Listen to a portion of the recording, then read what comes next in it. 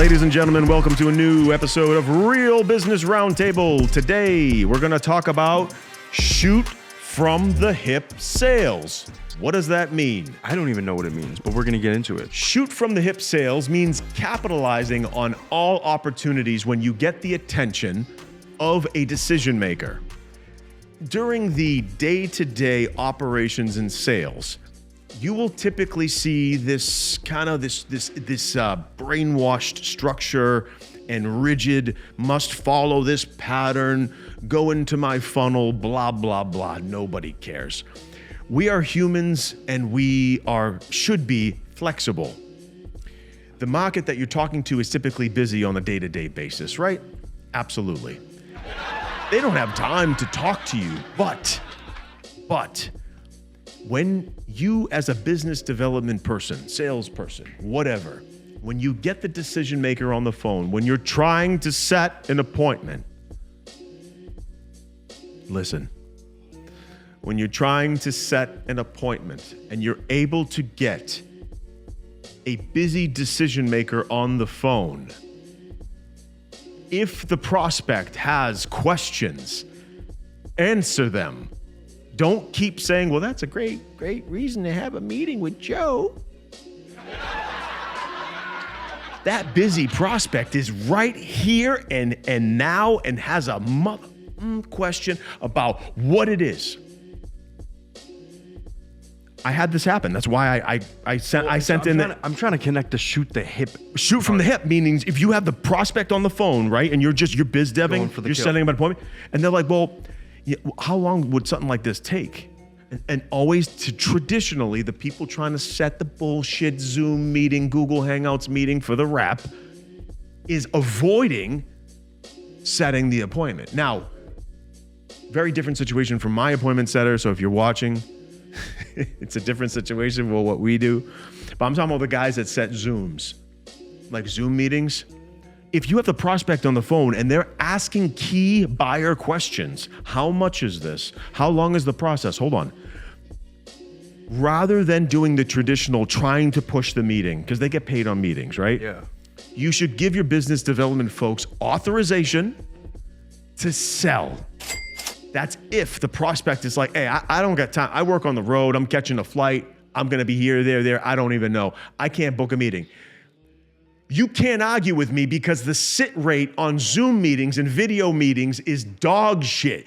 Not a lot of people go to those. Those people don't show up. You can pretend that you sit on your butt cheeks and close $1 million deals. Does not happen. You can keep dreaming, pal. So those meetings have a very high no-show rate. What is a no-show rate? You book the meeting, you're there on the Zoom waiting, and you're like, where's this motherfucker? He's on a deck in some other country smoking a cigar, and he's like, on what? a deck somewhere. He's like, I got a meeting? What is this? And they'll play stupid. Or they book the mooting. They booked the mood. Let me pitch I want sexy jazz music. I'm going to book the mood. The mood's going to be sex. This is one of the biggest reasons why no matter what position you are, if it's biz dev, if it's sales, no matter what it is, you have to be an expert in what you're talking about and what you're pitching and the expert of the product that you're talking about. I thought you were going to say something. No, go ahead. I'm just itching my finger. You have to have a passion in it and you have to be an expert in it. I can tell you right now that there's a lot of times where you get someone on the phone and you can either turn it into a sale. Like the first call sale is very rare, but it happens. It actually happened to me in the past week or so. So, it's very important to be knowledgeable, no matter if you're biz dev or sales rep or whatever position it is that you're in. Every single person should have enough knowledge and the charisma, the wittiness to be able to answer questions quickly, have the knowledge to be able to answer them fully, educate the person that's on the phone, the prospect. If they're ready to go, then they're going. Having the knowledge is going to allow you to expand the outcomes. Right? If you're just there just doing biz dev and you just kind of have a basic you only set the appointment. Let me escalate this. Yeah. Let me escalate this and John will answer. No. Answer the question. Yes. Because they're right there, right now. Yes. Why not sell it? And being a busy business person myself, I'm like, get to the point. Get to the point. I am busy. I am doing things. Actually, it's funny. I just answer the question. I might buy, dude. Or miss. Tell me. You've been doing that a lot. What is it? Tell me. Please excuse my passion, but this is something where I feel like there's lost opportunity. It's not always set the meeting, get the Zoom, reschedule the Zoom, send annoying emails, get them in our phone. No. We are human beings. We are flexible, and some of us don't have time. We are not flexible. How about you take a look at your sit rate? What's your cancellation rate on those Zooms? What's your no-show rate? Let's talk about that. What I am saying has validity, and you keep fucking pretending. I'm so tired of this bullshit where people think like, oh, this is the only way to do it. If you have a prospect on the phone, you answer their questions, you move them towards the close, you present solutions to their problems right then and there. The reason why I made this episode is I received a phone call. And the guy just wanted to set the meeting. And I was like, listen, dude, I'm actually kind of interested, but I have such a crazy, unexpected schedule that I don't know if I'm going to be able to make this meeting. And given these Zoom meetings, video meetings have such a low or a very high no-show rate, I don't want to add to the mix and just, do that douche stuff. I want to actually just talk to him now. Like, what's up? Connect the call. I ended the call with, well, I'm sorry, I don't want to book a meeting. Have the dude call me on Monday anytime. If I'm available, I'll chat, right? Yeah. See, the thing is I don't know what it is, but when it comes to taking calls or setting meetings, I hate Zoom calls. If I'm being pitch something to me over the phone. I don't want to sit through a presentation. You know what I mean? I don't want to sit through all that shit. And a lot of people relate to that, right? I had someone call me recently, and obviously he was trying to schedule a thing, and I was like, listen, if you can answer a couple questions and you can test this product and you can show me some results over email, we will absolutely do something. And so I asked him a bunch of questions, and I got through to I cut through his sales bullshit, and I got the answers to the questions. If he couldn't answer it, he connected me with the owner. That was good, right? Another thing is, if you are in biz dev and you can't pitch the product to a potential sale,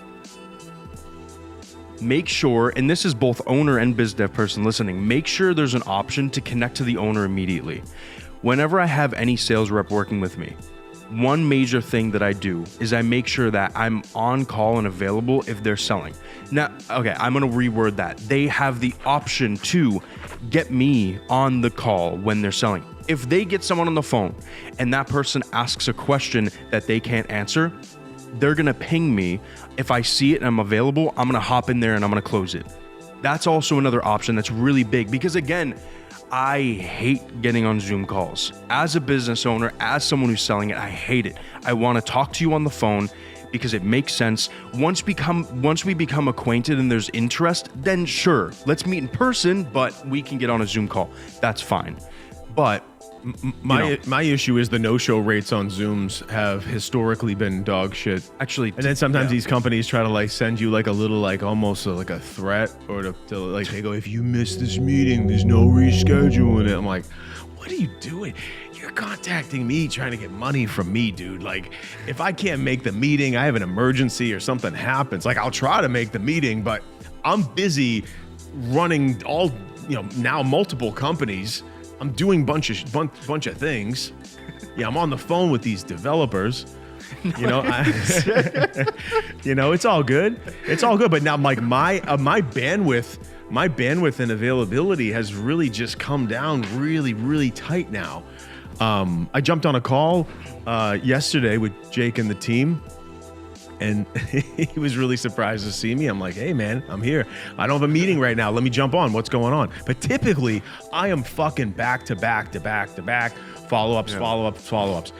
What I'm trying to get at is, if you are a small business owner, or if you are a sales professional, business development professional, let's say you don't even close deals. Let's say you're just, setting appointments. You need to be prepared with the right information, just in case you get someone that's like, hey, I think I don't have time for the meeting, but I am a potential customer. Can we talk about this a little bit more? Train your biz dev people.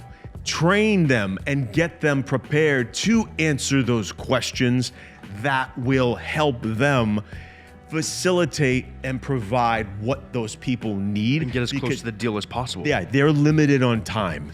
The likelihood of that is so high in business, and I feel like it's like, if you don't follow our system, you're not a prospect. No, the person's just busy. They don't got time for the bullshit. On the other hand, too, do what I said, right? If you're an owner or a salesperson, make sure whoever's setting that meeting has the option to merge you into the call or tee off the call to you, so that you can get in there and answer the questions that need to be answered. That's a huge piece. Mm-hmm. I've had it happen a couple times and they work really well. Now, on the flip end of the Zoom calls, I get Zoom calls, and I fucking hate Zoom. Google Meet is better, but whatever. I get these virtual calls booked all the time from ads and other stuff. What I do to get around that low sit rate is about 5 minutes before the call, maybe 10 minutes depending on the day, I'll send them a text. I'll say, hey, this is Jake. It's Jake. Sounds like a really good deal. Jake, at 3 a.m, who is this? This is Jake calling you a little early. Immediately after I send that text, I call them. When I call them, they're usually, as a business owner, going to answer the phone, right?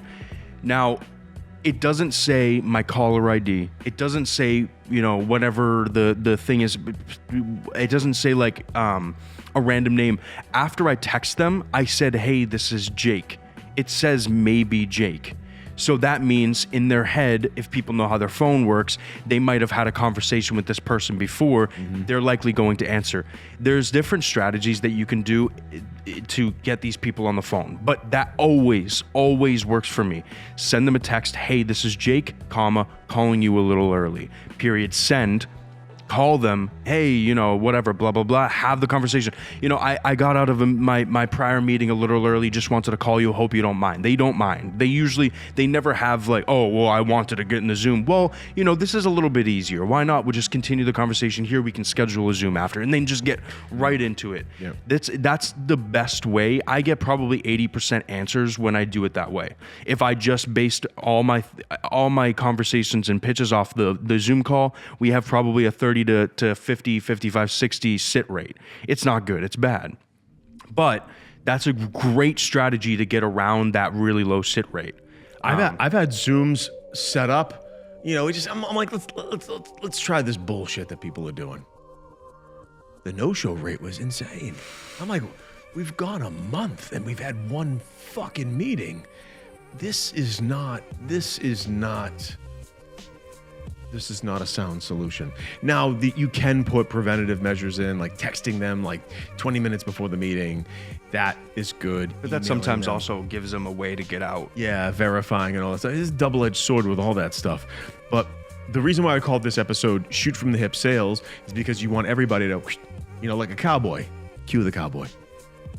You want everyone to have the ability to sell. Exactly. So they should be given the information to not go, well, you gotta go talk. No. No, my love. You need to sell right here and now. Doesn't matter who you are. Always sell. Always be closing. Thank you so much for joining us today on Real Business Roundtable. Hope you enjoyed today's episode. Like, subscribe, do whatever you want. If you want to comment, you can do that too. Doesn't really matter. We're just here to help and provide information, education, and entertainment. Thank you so much. Bye.